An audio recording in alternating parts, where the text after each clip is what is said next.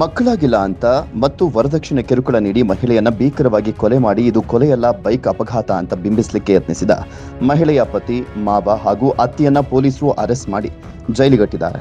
ಬೆಳಗಾವಿ ಜಿಲ್ಲೆಯ ಅಥಣಿ ತಾಲೂಕಿನ ಮಲಬಾದ ಗ್ರಾಮದ ರೇಣುಕಾ ಸಂತೋಷ ಹೊನಕಾಂಡೆ ಮೃತ ಮಹಿಳೆ.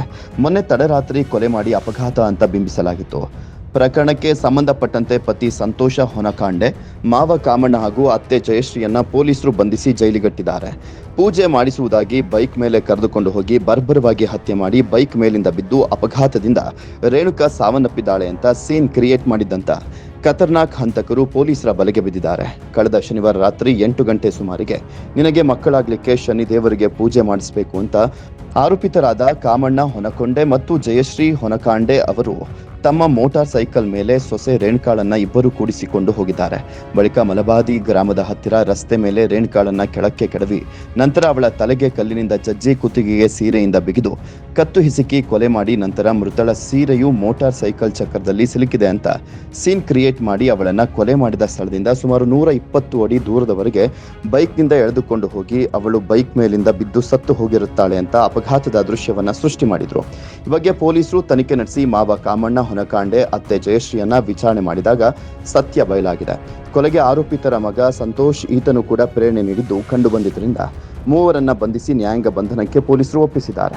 ಒಟ್ಟಿನಲ್ಲಿ ಕಳೆದ 5 ವರ್ಷದ ಹಿಂದೆ ಮದುವೆ ಆದರೂ ಕೂಡ ಗಂಡನ ಮನೆಯ ಕಿರುಕುಳ ಅನುಭವಿಸಿ ಕೊನೆಗೆ ಪತಿ, ಅತ್ತೆ, ಮಾವನಿಂದ ಬರ್ಬರವಾಗಿ ಹತ್ಯೆಯಾದಂಥ ಮಹಿಳೆಯ ಅಂತ್ಯ ನಿಜಕ್ಕೂ ದುರ್ದೈವದ ಸಂಗತಿ.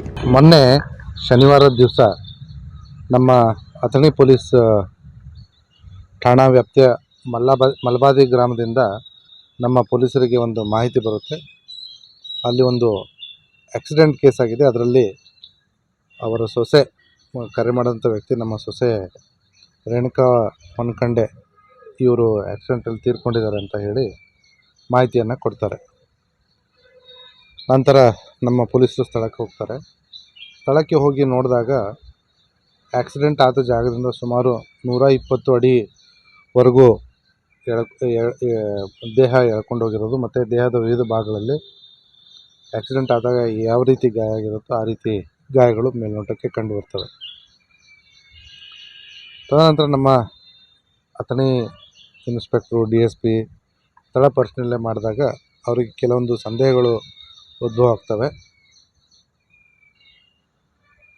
ಅವತ್ತಿನ ದಿವಸ ನಮ್ಮ ಪೊಲೀಸರು ಕೆಲವೊಂದಿಷ್ಟು ಮಾಹಿತಿ, ಸಾಕ್ಷ್ಯಗಳನ್ನ ಸಂಗ್ರಹಿಸಿ ಮರುದಿವಸ ಬೆಳಗ್ಗೆ 5 ಗಂಟೆಯಿಂದ ಮತ್ತೆ ತನಿಖೆಯನ್ನು ಕೈಗೆತ್ತಿಕೊಳ್ತಾರೆ.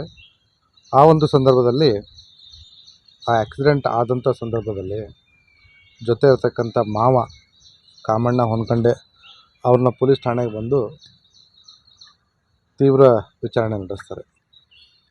ಆ ಸಂದರ್ಭದಲ್ಲಿ ಮಾವನಾದಂಥ ಕಾಮಣ್ಣ ಹೊನಕಂಡೆ, ಹೌದು ನಾವೇ ನಮ್ಮ ಸೊಸೆಯನ್ನು ಕೊಲೆ ಮಾಡಿರೋದಾಗಿ ಒಪ್ಕೋತಾರೆ.